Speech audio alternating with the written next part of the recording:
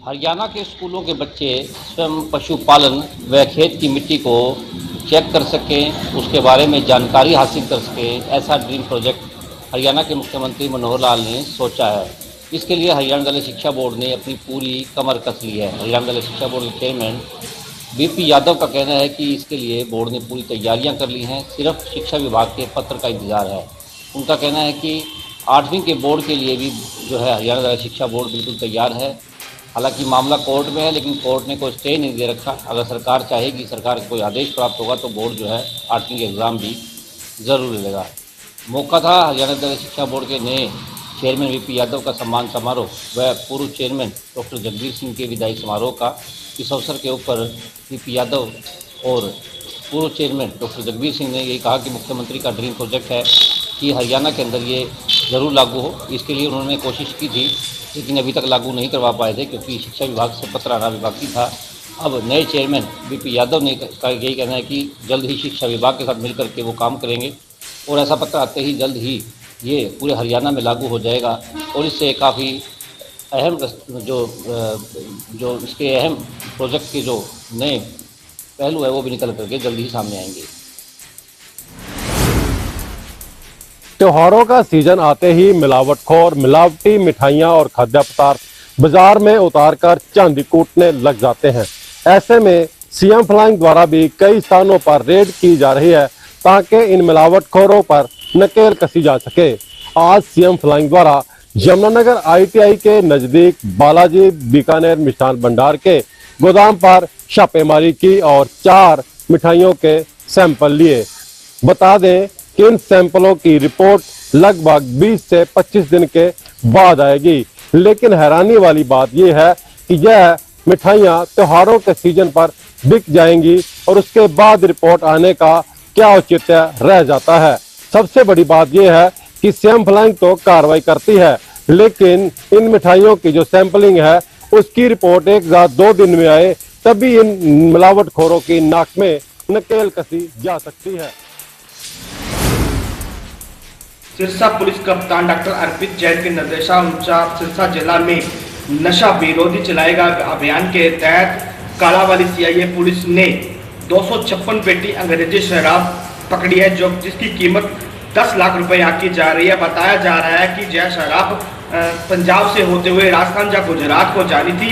कहीं ना कहीं सिरसा पुलिस को बड़ी कामयाबी जो है मिलती नजर आई है। पिछले दिनों भी सिरसा में भारी मात्रा में एक शराब को पकड़ा गया था। कहीं ना कहीं सिरसा पुलिस कप्तान के द्वारा चलाए गए नशा विरोधी अभियान के तहत काफी पुलिस को कामयाबी मिली है। वहीं ज्ञात रहे कि सिरसा पुलिस कप्तान ने पिछले सप्ताह अपने जन्मदिन पर सिरसा वासियों को जन्मदिन मनाते समय एक संदेश दिया कि आने वाले जन्मदिन तक वह सिरसा को नशा मुक्त करेंगे। कहीं ना कहीं सिरसा पुलिस कप्तान के यह नशा विरोधी अभियान को लेकर काफी लोगों में खुशी है कि सिरसा में नशा को तस्करों पर पुलिस भारी पड़ती नजर आ रही है।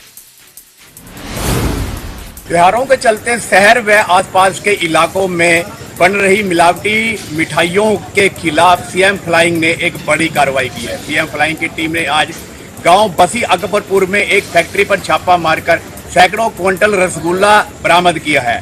सीएम फ्लाइंग के अधिकारियों की माने तो जिस प्रकार से इस फैक्ट्री में रसगुल्ला बनाया जा रहा था वो गुणवत्ता के अनुसार सही नहीं था, वो आम आदमी के खाने के लायक भी नहीं था, जिससे खाने के बाद आम आदमी कहीं ना कहीं एक स्वास्थ्य के लिए हानिकारक था। कार्रवाई करते हुए सीएम फ्लाइंग ने सैकड़ों क्विंटल जो रसगुल्ला है उसको डिस्ट्रॉय करवाते हुए फैक्ट्री मालिक के खिलाफ कार्रवाई की है। इसके अलावा जिस प्रकार से स्वास्थ्य विभाग के अधिकारियों की माने तो पिछले साल भी इस फैक्ट्री पर कार्रवाई की गई थी, लेकिन उसके बाद भी इस फैक्ट्री में रसगुल्ला बनाने की कार्रवाई चलती रही, जिसके बाद आज शिकायत मिलने पर स्वास्थ्य विभाग के अधिकारियों के साथ सीएम फ्लाइंग ने छापा मारकर एक बड़ी कार्रवाई की है।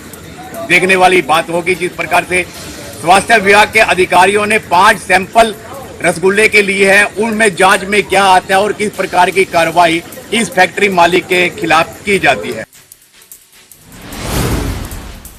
गुरुग्राम पुलिस को बड़ी कामयाबी हाथ लगी है। गुरुग्राम पुलिस की सेक्टर 17 की सीआईए टीम ने 2 कुख्यात बदमाशों को अवैध हथियार के साथ गिरफ्तार किया है। पिछले काफी समय से दोनों ही आरोपी फरार चल रहे थे। अब ऐसे में गुरुग्राम पुलिस ने एक आरोपी को सेक्टर 17 तो वहीं दूसरे आरोपी को सेक्टर 14 इलाके से गिरफ्तार किया है। दोनों ही आरोपी पर हत्या के प्रयास, डकैती जैसे संगीन मामले दर्ज हैं। अब ऐसे में गुरुग्राम पुलिस आज इन दोनों आरोपियों को कोर्ट में पेश कर रिमांड पर लेगी। साथ ही गुरुग्राम पुलिस ये भी दावा कर रही है कि कुछ और भी खुलासे इन दोनों आरोपियों से हो सकते हैं।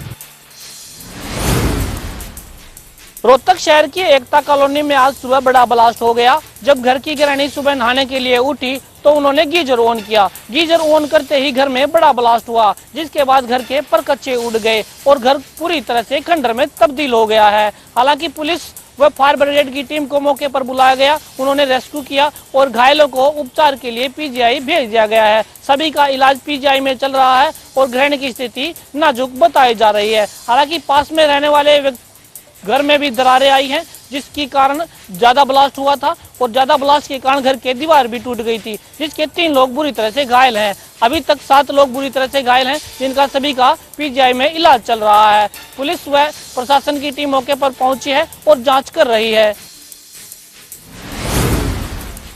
चुनाव को लेकर आज जींद के डीसी मनोज कुमार ने प्रेस कॉन्फ्रेंस करके जानकारी दी। उनका कहना था कि चुनाव की जो घोषणा है वो हो चुकी है और 14 अक्टूबर को नामांकन प्रक्रिया दाखिल की जाएगी, नामांकन भरे जाएंगे और 21 अक्टूबर को अपना नामांकन कोई अगर नहीं चाहता चुनाव लड़ना तो वो वापस ले सकता है और 30 नवंबर को वोटिंग होगी और 2 नवंबर को जो है सरपंच और जो पंच हैं उनके जो है वोटिंग होगी, यानी कि उनके नतीजे भी आएंगे।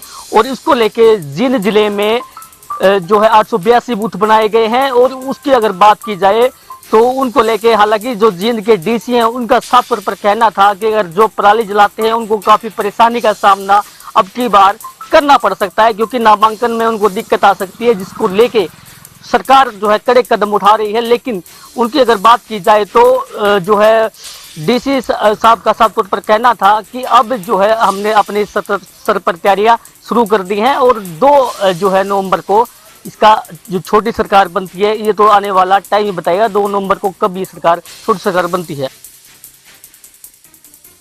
त्योहारों का सीजन शुरू हो चुका है और इसके साथ ही फूड सेफ्टी विभाग और सीएम फ्लाइंग भी सतर्क हो गया है।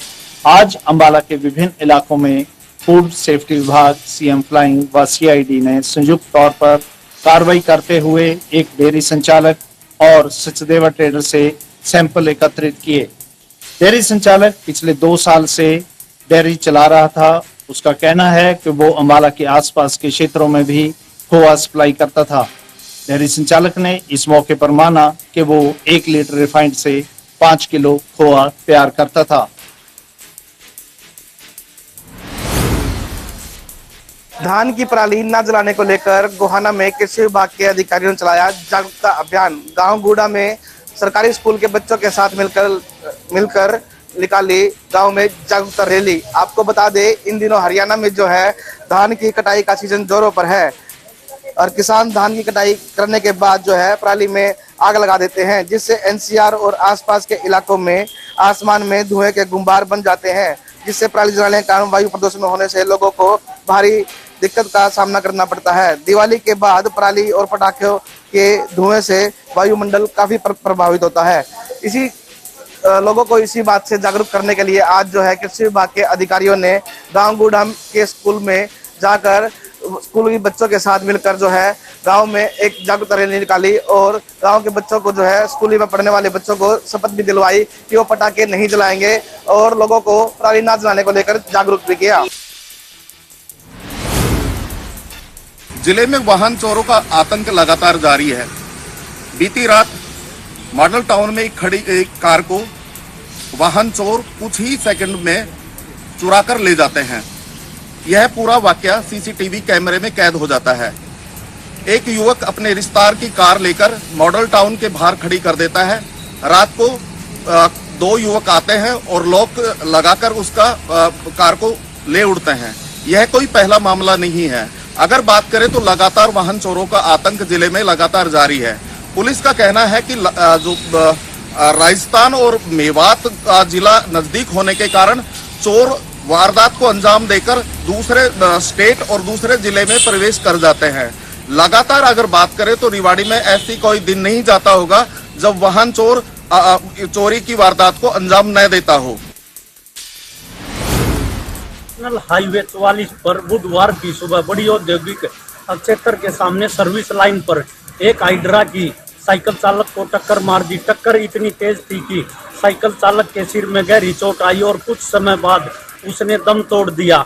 सूचना मिलने पर बड़ी थाना औद्योगिक क्षेत्र पुलिस मौके पर पहुंची। मौका देखकर हाइड्रा का चालक मौके से फरार हो गया।